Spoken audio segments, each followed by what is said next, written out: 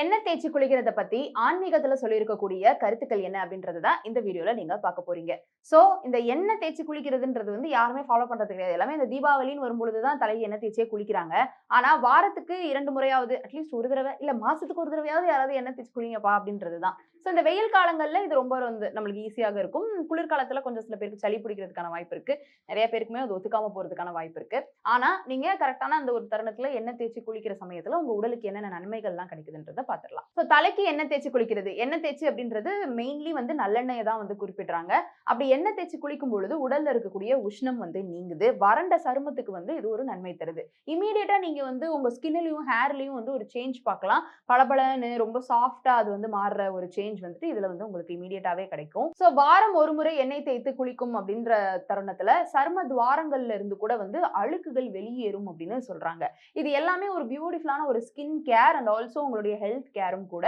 So இந்த ஒரு நன்மை வந்து உங்களுக்கு கிடைக்குது. வேனல் கட்டியா இருக்கட்டும், கொப்புளங்களா இருக்கட்டும், வேர்க்குருவா இருக்கட்டும், இந்த மாதிரியான ஸ்கின் டிசீஸுமேவும் உங்களை வந்து எண்ணெய் தேய்ச்சி குளிக்கும் போது நெருங்காது. சோ உங்க சரும ஆரோக்கியமும் கூந்தல் ஆரோக்கியமும் சருமம் பொலிவோட இருக்கிறதுக்கு இந்த எண்ணெய் தேய்ச்சி குளிக்கிறது அப்படின்றது ரொம்ப நல்லது. சரி, சரும ஆரோக்கியம், முடி ஆரோக்கியம், உடல் உஷ்ணம் கரையிறது இது எல்லாத்தையுமே தாண்டி நல்லா உங்களுக்கு தூக்கம் வரும். ரொம்ப நாட்களா தூக்கம் வராம பாதிக்கப்பட்டுட்டு இருக்கீங்க அப்படின்னா ஒரு நாள் எண்ணெய் தேய்ச்சி குளிச்சு பாருங்க. தூக்கம் அப்படின்றது அதுக்கப்புறமா நல்லா வரும் அப்படின்னு சொல்றாங்க. தலைமுடி வலுப்பெறதோட சேர்ந்து உடல் வலி ஏதாவது இருக்குது, எங்கேயாவது ஏதாவது ஒரு பார்ட்ல வலி இருக்குது அப்படின்னா நீங்க எண்ணெய் தேய்ச்சி குளிக்கும் போது உடல் வலியும் சரியாகும் அப்படின்னு சொல்லியிருக்காங்க. முக்கியமா மூட்டு வலி, முழங்கால் வலி இருக்கிறவங்களுக்குமேவும் இது வந்து ஒரு நல்ல தீர்வா அமைஞ்சிருக்கு. நீங்க வந்து நல்லெண்ணெயை தாண்டி விளக்கெண்ணெய், தேங்காய் வந்து பயன்படுத்தலாம். ஆனா அது உங்களுடைய உடல் உஷ்ணத்தை பொறுத்து நீங்க பயன்படுத்திக்கோங்க.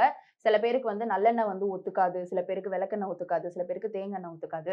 நீங்க எந்த மாதிரியான உடல் உஷ்ணம் கொண்டவர்கள் அப்படின்றத வச்சு நீங்க அத வந்து பயன்படுத்திக்கலாம். இப்ப நீங்க நல்லெண்ணெயே பயன்படுத்தணும் அப்படின்னாலும், உடல் உஷ்ணம் வந்து ரொம்ப அதாவது ஈஸியா சளி பிடிக்கக்கூடியவங்களா இருக்கிறீங்க அப்படின்னாக்கா, நீங்க அதுல வந்து சில மிளகு, அப்புறம் வெங்காயம் இதெல்லாம் வந்து ஆட் பண்ணிக்கலாம் அப்படின்னு சொல்லப்படுது. இது வந்து நீங்க எதுக்கும் ஒரு தடவ உங்க டாக்டர் கிட்ட ஒரு கன்சல்ட் பண்ணிட்டு அதுக்கப்புறமா நீங்க வந்து பயன்படுத்தலாம். அதுல என்ன ஆட் பண்ணிக்கலாம் அப்படின்றத முக்கியமா ஒரு ஆயுர்வேதா டாக்டர் அப்படின்றப்போ ஒரு கரெக்ட்டான ஒரு பதில் வந்து உங்களுக்கு குடுப்பாங்க. விளக்கெண்ணெய்ன்ற பட்சத்துல தேய்க்கலாம். ஆனா அது எவ்வளவு நேரம் நீங்க தலையில வச்சிருக்கிறீங்க அப்படின்றதுமேவும் முக்கியமாக பார்க்கப்படுது. ரொம்ப சீக்கிரமா சளி பிடிக்கிறவங்க ரொம்ப நேரம் தலையில வச்சுக்க வேண்டாம். 10 நிமிஷத்துல வந்து நீங்க கழுவுறது ரொம்ப ரொம்ப நல்லது. தேங்காய் எண்ணெய்ன்ற பட்சத்துல சில பேர் ஓவர் நைட் வைக்கிறாங்க, சில பேர் 2 ஹவர்ஸ் வைக்கிறாங்க. அது வந்து உங்களுடைய கன்வீனியன்ஸ் பொறுத்து பார்த்துக்கோங்க. சோ இந்த மாதிரி நல்லெண்ணெய் அப்படின்றது வந்து உடல் உஷ்ணத்தை குறைக்கிறதாக பார்க்கப்படுது. இத தாண்டி முக்கியமா இன்னும் கொஞ்சம் டீப்பா போய் சிலருடைய நம்பிக்கையாக எது பார்க்கப்படுது அப்படின்னா, இந்த நல்லெண்ணெய் அப்படின்றது சனி பகவானுக்கு உரியது அப்படின்றதுனால, இந்த நல்லெண்ணெய் தேய்த்து குளிக்கும் பொழுது எலும்பு நோய்கள், வாதம் மாதிரிலாம் வந்து சரியாகுது அப்படின்னும், புதனால் ஏற்படக்கூடிய நரம்பு நோய்களும், சரும நோய்களும் நீங்குது அப்படின்னுமேவும் சொல்றாங்க. சோ பெண்கள் புதன் மற்றும் வெள்ளிக்கிழமைகள்ல வந்து எண்ணெய் தேய்ச்சி குளிச்சா அறிவு வந்து விருத்தி அடையும். செல்வம், புகழ் வந்து பெருகும். திங்கள் மற்றும் சனிக்கிழமைகள்ல வந்து எண்ணெய் குளியல் அப்படின்னா, எல்லா செல்வங்களும் உண்டாகும் அப்படின்னு நம்பப்படுது.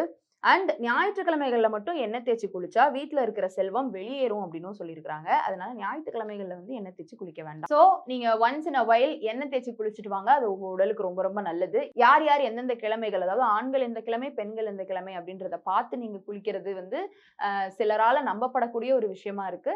அத தாண்டி நீங்க வந்து ஒரு எண்ணெய் தேய்ச்சி குளிக்கிறது அப்படின்றதும் ஒரு நல்ல விஷயம் தான். நீங்க உங்களால முடிஞ்ச அளவுக்கு குளிச்சுட்டு நீங்க வந்து சுடு தண்ணீல, அதாவது ஒரு வார்ம் வாட்டர்ல தான் குளிக்கணும் அப்படின்னு சொல்றாங்க. எண்ணெய் தேய்ச்சி குளிச்ச அந்த ஒரு நாள் வந்து நீங்க படுத்து தூங்கக்கூடாது அப்படின்னு சொல்றாங்க. அண்ட் உணவுமேவும் ரொம்ப குளிர்ச்சியான உணவுகள் சாப்பிடக்கூடாது. இத பத்தின ஒரு டீடைல்டு ரிசர்ச் வந்து நீங்க என்ன சாப்பிட்டா உங்க உடலுக்கு ஒத்துக்கும், என்ன மாதிரியான கலவைகள் எண்ணெயில நீங்க சேர்த்துக்கலாம், இதெல்லாம் ரிசர்ச் பண்ணிட்டு நீங்க ஒரு எண்ணெய் குளியல் வந்து வாரத்துக்கு ஒரு தடவ பண்ண வேண்டியது ரொம்ப ரொம்ப நல்லது. இந்த வீடியோ பத்தின உங்களுடைய கருத்துக்கள் இருந்தா கீழ வந்து கமெண்ட் பாக்ஸ்ல ரியா என் கூட ஷேர் பண்ணலாம்.